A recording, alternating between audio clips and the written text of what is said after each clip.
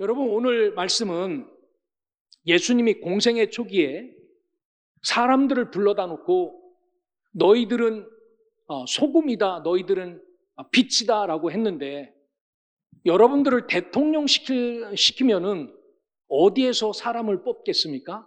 부평구에서 사람을 뽑겠습니까? 아니면 우리 교회에서 나라를 함께 짊어질 사람을 뽑겠습니까? 여러분 같으면 어디서 뽑겠습니까? 사람들은 다 어디에 있어요? 똑똑한 사람들은? 서울에 있어요, 서울. 어쩔 수 없어요.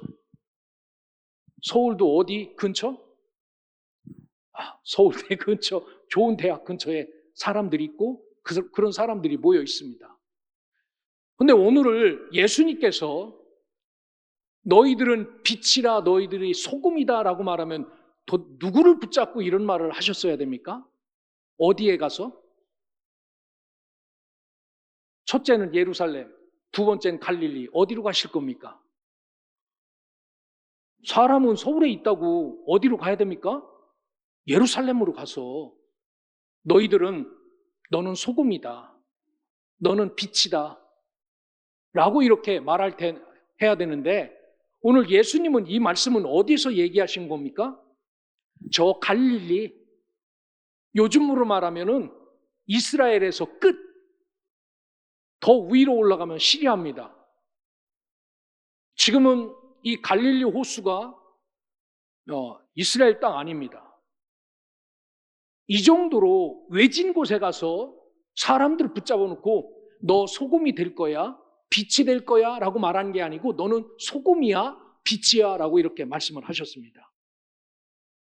세상 기준으로 보면요, 너무 엉또당토하는 그런 말입니다. 똑똑한 사람이 장뜩 있는 데 가서 너 진짜 이 나라의 소금이다, 너 진짜 하나님 나라의 빛이다, 이렇게도 모자랄 판에 저 의쟁이 뜨쟁이 다 몰려있는 갈릴리 호수에서 한두 사람도 아니에요, 산상에서 많이 몰려온 사람들 붙잡아 놓고 너희들이 빛입니다, 너희들이 소금입니다 라고 이렇게 이야기한 겁니다. 어떻게 보면은 힘없고 보잘것없는 그런 사람을 붙잡아 놓고 너희가 소금이다, 너희가 빛이다 라고 강조하신 것입니다. 이 말씀은 현재형으로 소금이 되어라 라는 말이 아닙니다. 이미 너희들은 소금이 되었고 빛이 되었다라고 말합니다. 어디 보기에 이 사람들이 소금이고 이 사람들이 빛이겠습니까? 맛이라도 내고 빛이라도 밝힐 수 있겠습니까? 그런데도 예수님은 이렇게 말합니다. 오늘 우리를 붙잡고 말씀하시는 말씀이 바로 이 말이라는 겁니다. 우리 한 사람 한 사람 연약하기에 짝이 없고 무지하기에 짝이 없고 아무리 말씀을 들려줘도 그 말씀대로 살지 못하는 우리를 붙잡고 내가 소금이다, 내가 빛이다 라고 말씀하시는 그 주님의 큰 사랑과 은혜를 기억하고, 여러분들도 오늘 성경의 말씀처럼 우리가 소금이고 내가 빛이다 라는 이 자기 자각을 잘 하시고 소금처럼 빛처럼 살아낼 수 있기를 주님의 이름으로 축원합니다.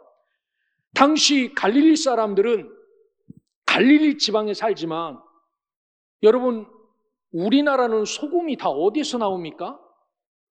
서산 앞바다 소금 나오고 저 신안 앞바다, 여러분 먹는 소금을 다 누가 갖고 오는지 아십니까? 제가 갖고 와요. 웃고 계시네. 제가 신안 앞바다에다 전화해서 소금 보내주는 신안 소금을 제가 시키는 거예요. 소금을. 그 신안 앞바다를 갔는데요, 소금 염전 만드는 게 끝이 안 보여요. 끝이. 대단하더라고요. 거기서 소금을 만드니까 5천만 명이 먹는 겁니다. 여러분, 그거 되게 중노동이에요. 보통 중노동이 아니에요. 그거를 다 고모래 같은 거로 밀고 물 가두고 졸여서 소금을 긁어 모으는데요, 너무너무 힘든 것 같아요. 그런데 그분들은 그걸 하세요. 그런데 우리하고 다르더라고.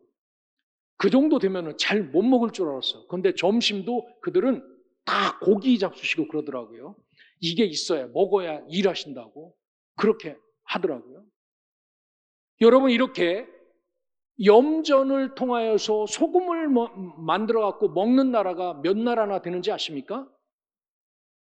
세상에 갯벌을 막아 갖고 물을 졸여서 소금 만드는 나라는요 다 손꼽습니다. 그 외에는 바닷물이 갇혀 있는 곳이 너무나도 많아요. 세상에 지각 변동을 쫙 해서 저 히말라야가 옛날에는 땅속에 있었던 겁니다. 저 중국 천산 산맥으로. 그게 지각 변동을 하여 쭉 올라올 때 갇혀있는 염호가 여기저기 있어요. 근데 우리나라는 소금을 참 해프게 쓰는 것 같아. 겨울 되면 길바닥에다가 소금을 막 뿌리는데 그게 하얄 정도로 뿌리는 거야. 그렇게 뿌리면은 없는 나라는 소금 못 먹는 겁니다. 있으니까 막 돈 사다가 겨울에 막 소금 뿌리는데. 그러니까 웬만한 나라는요, 소금을 염전에서 우리처럼 말려가지고 자연 천인염을 먹는 게 아니라 다 수천 년 동안 쫄고 쫄아서 심지어 이스라엘 같은 나라는 다 그 물이 쫄아서 해발, 사해는 해발보다 400m가 낮으니까 저 갈릴리에는 해발 수면보다 200m가 낮으니까 땅 파면 뭐가 나오느냐? 소금이 나옵니다. 소금. 그게 뭐냐? 여러분들 그런데 여행 가면 사오는 암염, 딱딱한 돌 같은 소금 이게 나와요.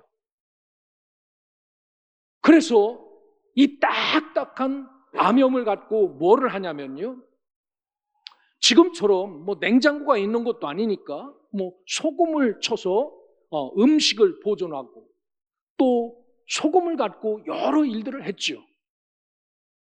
여러분 등불은 여기 앉아 계신 분들, 연세 드신 분들은 한 번씩 어렸을 때 다 경험했죠. 뭐 키고 살았습니까? 등잔 키고 살았고 조금 나은 집은 큰 등을 키고 살았죠. 전기도 없었어요. 그런데 그때 당시엔 그게 환해가지고 글도 있고 글도 읽을 수 있고 쓸 수 있었어요. 그런데 그게 등잔이 자꾸 땅에 내려오면은 잘 보입니까? 안 보입니까? 안 보입니다. 이 등불은 켜서 자꾸 올려야 돼. 그래야 환하게 보이죠. 예수님은 그들의 삶의 자리에서 가장 익숙한 두 가지 이미지를 통하여서 하나님의 백성이 세상에서 어떤 존재로 살아야 되는지를 가르치고 있어요. 그 흔해 빠진 소금, 우리가 날마다 쓰는 이 등잔을 이유로 이것을 가르칩니다. 여러분, 오늘 또 이 말씀을 들으면서 아주 우리 주위에 있는 너무 쉽게 찾을 수 있는 소금이고 너무 쉽게 찾을 수 있는 빛이다 이런 사실이 이게 우리다라는 사실을 기억하고 오늘 저와 여러분들도 말씀대로 소금이 되라가 아니라 된 소금 같고 된 빛 같고 맛과 멋을 내며 살아가는 우리 소명의 성도들 되시기를 주의 이름으로 축원합니다. 오늘 예수님은 곧바로 경고하시죠. 뭐냐면은 소금이 만일 그 맛을 잃으면 이라고 말합니다. 맛을 잃다라는 말은 어떤 뜻이냐면요. 여기 모란떼라는 헬라어를 써놨어요. 이 말이 얼마나 재밌냐면은 어리석은 사람을 모로스라고 말합니다. 이 모로스라는 말에서 모란떼가 나왔어요. 그게 무슨 말이냐면은 소금이 짠맛을 잃는다는 것은 단순히 화학적 변질이 아니라 본질과 정체성을 잃어버린다라는 겁니다. 저와 여러분이 어디 예수 믿는 성질을 갖고 있는데 예수님의 성질, 그게 뭡니까? 사랑하고 용서하고 뭐 다 이런 게 예수님이 주신 성질 아니에요? 이게 소금의 맛 아닙니까? 그런데 이 맛을 어느 날 갑자기 어리석어서 다 잃어버리는 겁니다. 이렇게 어리석음 때문에 이 맛을 잃고 살면은 오늘 우리가 어떤 징계를 받나? 말씀드린 것처럼 팔레스타인 지역은 다 무슨 소금이냐면은 암염입니다. 돌덩이. 그 땅속에서 소금을 파오는 거예요. 잘 파면은 깨끗한 소금을 갖고 오지만 잘못 파면은 섞인 소금을 갖고 와요. 여러분 같으면은 곡괭이 들고 옆에 나가서 땅 파면 소금 나오는데 그 소금이 아깝다고 고르고 있을 겁니까? 아니면 꽃갱이 들고 나가서 다시 땅 팔 겁니까? 대부분 이 사람들은 소금 안에 이물질이 많이 섞인 암염을 발견하면요, 대부분 다 버립니다. 길거리에 버리는 거예요. 그리고 진짜 깨끗한 암염 덩어리를 발견하면은 그것을 하죠. 그런데 약간 그 돌이 뭐 빗물이 들어가서 아니면 여러 가지가 들어가서 생긴 거는 아주 차돌처럼 딱딱한 소금처럼 생겼는데 맛을 잃어버리면은 가차없이 길거리에다가 버리는 거예요. 지금도 똑같습니다. 그리고 사람들이 그냥 모래 밟고 다니는 것처럼 밟고 다녀요. 그래서 이렇게 소금이 짠 맛을 잃는다면은 불순물만 남아 쓸모없게 밖에다가 버리죠. 이 밖에 버려 사람이 밟고 다닌다라고 말합니다. 우리는 이해하기 힘든 이야기인데 그쪽 상황을 이해하는 사람들은 너무나도 당연한 것입니다. 이 말씀이 우리에게도 동일하게 적용되지요. 우리가 그리스도인이라는 소금입니다. 그리스도인이라는 소금 안에는 독특한 성분이 있지요. 그런 성분의 맛을 어리석어서 하나씩 버린다면 우리도 여전히 버림을 받겠지요. 그런데 이 그리스도라는 성분의 맛을 잃지 않고 잘 지키면은 짠 맛을 내는 소금처럼 요긴하게 쓸 수 있는 겁니다. 그것을 치면은 맛없는 음식이 맛있어지잖아요. 참 소금이라는 게.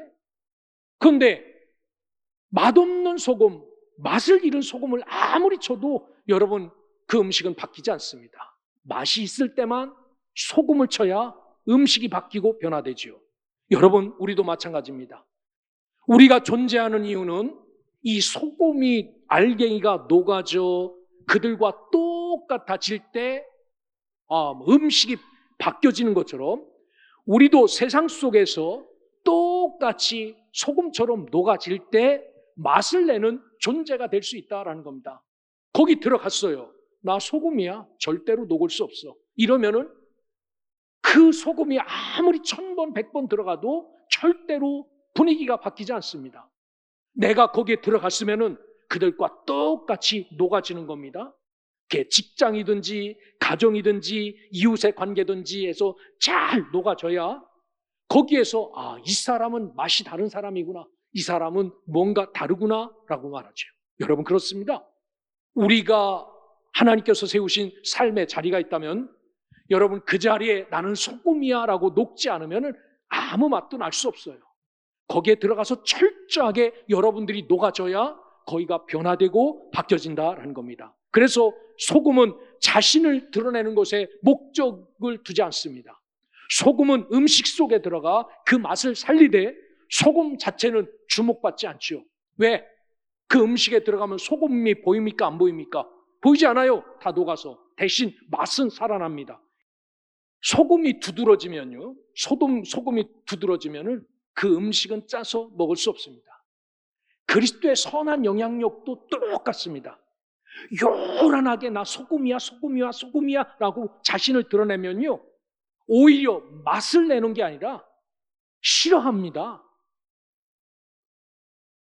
삶의 자리 곳곳에 그냥 조용히 넌둥 마는 둥 싹 녹아져서 녹아질 때 맛이 다르구나 라고 느끼는 것처럼 여러분 우리를 소금이라고 지칭한 그 의미가 얼마나 고상하고 얼마나 미묘하고 복잡한지를 잘 기억하고 나 소금이야, 나 소금이래, 성경이 나보고 소금이래 라고 그런 게 아니라 여러분 소금 자체는 아무것도 아닙니다.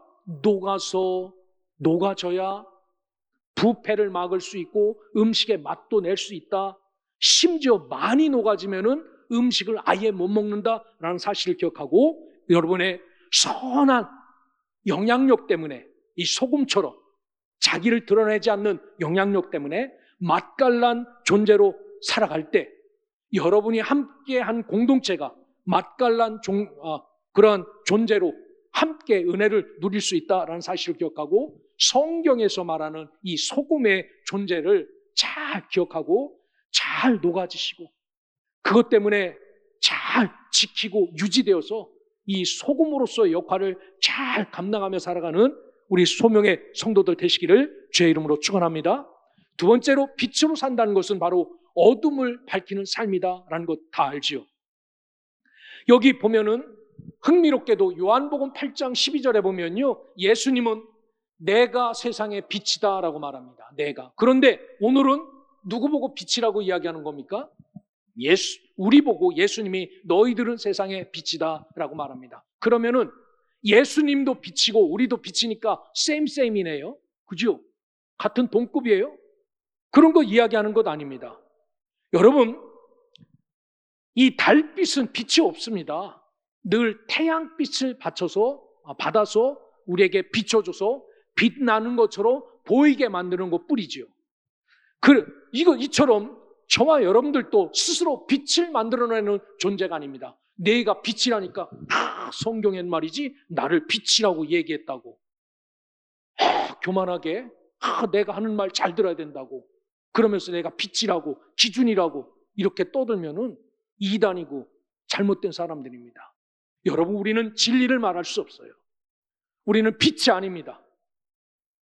햇빛을 받아 빛나는 달빛처럼 그리스도의 빛을 받아 반사하는 존재에 불과한 겁니다. 이분을 흉내내며 사는 거지요.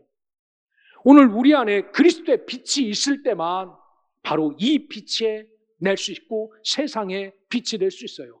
그리스도의 빛이 없고 그리스도라는 기준이 없다면 우리는 절대로 세상에 빛이 될 수 없습니다.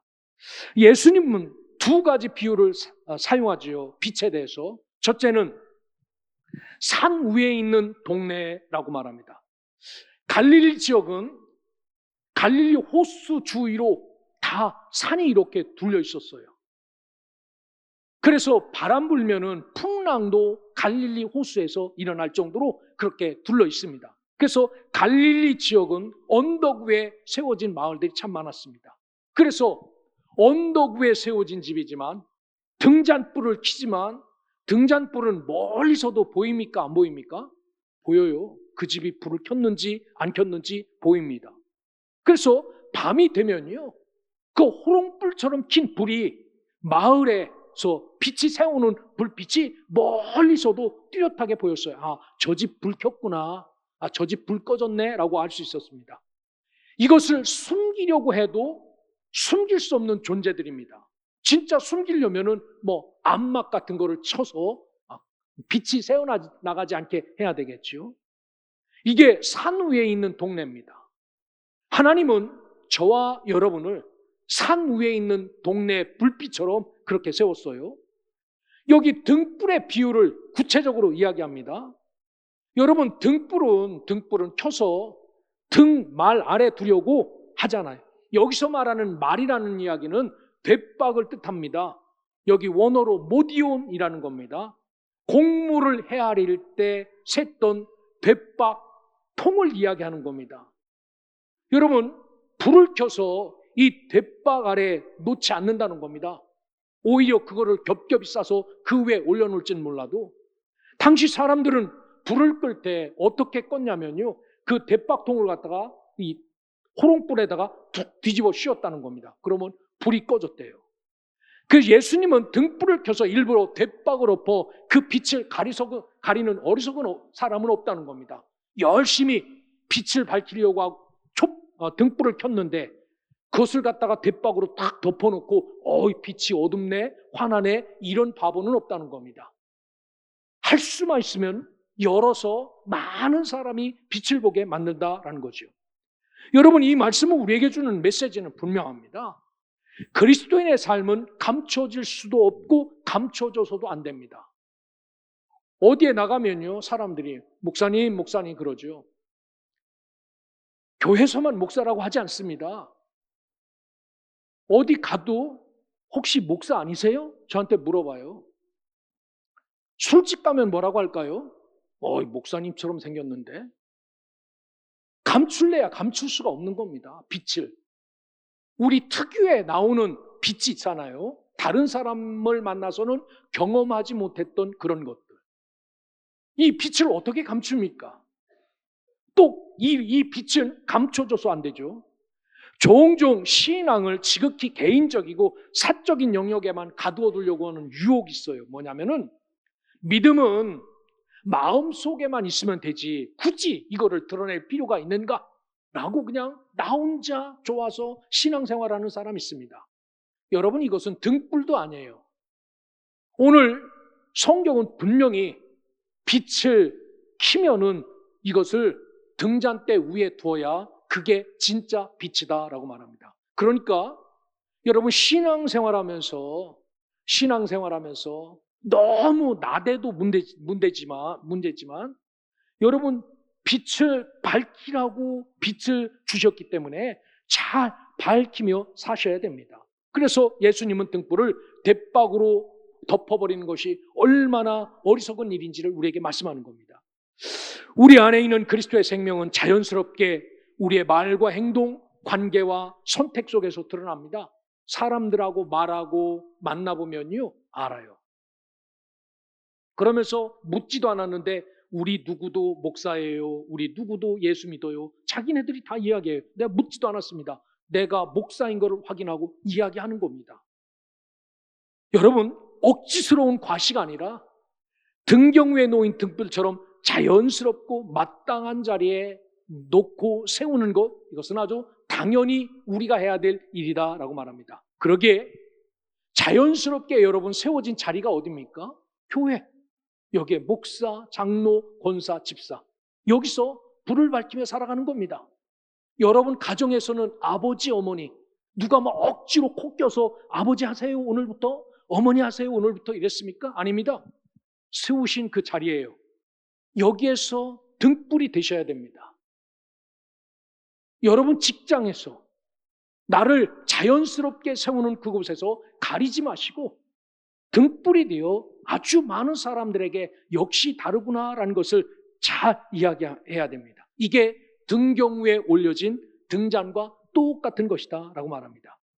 그 자리에서 그리스도의 사랑과 진실함으로 살아갈 때 그 빛은 자연스럽게 주변 사람들에게 감동과 감화를 줄 수 있는 빛이 되어진 겁니다. 그러기에 우리는 등경 위에 올려진 등잔이다라는 사실을 기억하고 우리 주위를 환하게 밝게 비추며 살아가는 귀한 성도들 되시기를 주의 이름으로 축원합니다.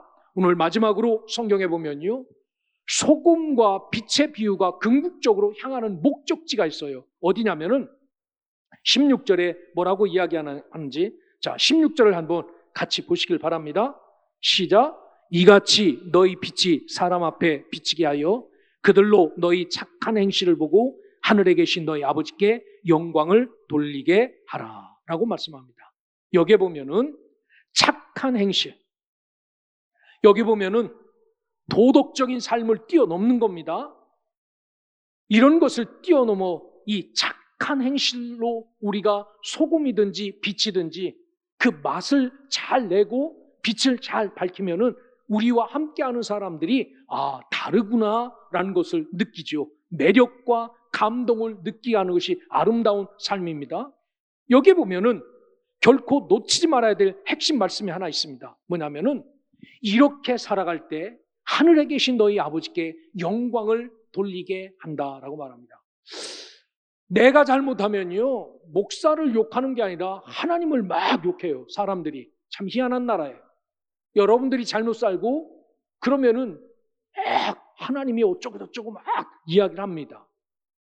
오늘 우리가 잘 살면, 소금으로 살고 빛으로 살면은 하늘에 계신 너희 아버지께 영광을 돌리게 한다라고 말합니다. 이것이 바로 소금과 빛의 비유가 지향하는 최종 목적지입니다. 왜 우리가 잘 살아야 됩니까? 왜 우리가 소금처럼 살아야 됩니까? 왜 우리가 빛처럼 살아야 됩니까? 다름 아니라 우리의 이런 맛과 이런 빛으로 하나님께 사람들이 영광을 돌리게 되기 때문입니다. 우리의 착한 행실, 우리의 선한 영향력은 우리의 자신의 이름을 높이는 것이 아니라, 자신의 의로움을 자랑하는 것이 아니라 하나님 아버지께 영광을 돌리게 하기 위해서 우리가 빛으로 소금으로 살아야 된다라고 말씀을 합니다. 지금까지 여러분 그렇게 잘 살아오셨습니다. 결국 선한 행실이 사람의 눈에 아름답게 보일 때 그들이 궁극적으로 보게 되는 것은 우리의 훌륭함이 아니라 우리 너머에 있는 존귀하신 하나님의 은혜의 눈을 기울이고 마음을 기울일 수 있게 우리 보고 세상에서 소금으로 빛으로 살라라고 말합니다. 오늘 힘들고 어려워요. 빛으로 사는 게, 소금으로 사는 게 얼마나 힘들겠습니까? 녹아지고 썩어지는 게, 태워서 다른 사람을 유익하게 하는 게 얼마나 힘들겠습니까? 그래도 이렇게 살아야 된다라고 말합니다. 여러분의 이런 삶 때문에 많은 영혼들이 주께로 돌아오고 하나님께 영광 돌릴 만큼 빛과 소금의 삶을 잘 살아가시기를 주님의 이름으로 축원합니다. 이제 말씀을 마칩니다. 예수님은 산 위에서, 그것도 저 예루살렘에 가시지 않고 갈릴리 촌구석에서 한 사람 한 사람 농사짓고 그렇게 사는 그들을 불러서 너희가 세상의 소금이고 너희가 세상의 빛이다 라고 말씀을 합니다. 왜 그들을 붙잡고 그들을 세운 삶의 자리에서 소금으로 살기를 원하시고 빛으로 살기를 원하셨을까요? 다른 것 아닙니다. 그렇게 살아야 예수의 맛을 나타내고 살기에, 그렇게 살아야 하나님께 영광 돌리는 삶이기에 그렇게 살라라고 명하십니다. 오늘 저와 여러분들은 이 자리에서 짠맛 잃지 않는 소금으로 살아갈 수 있기를 주의 이름으로 축원합니다.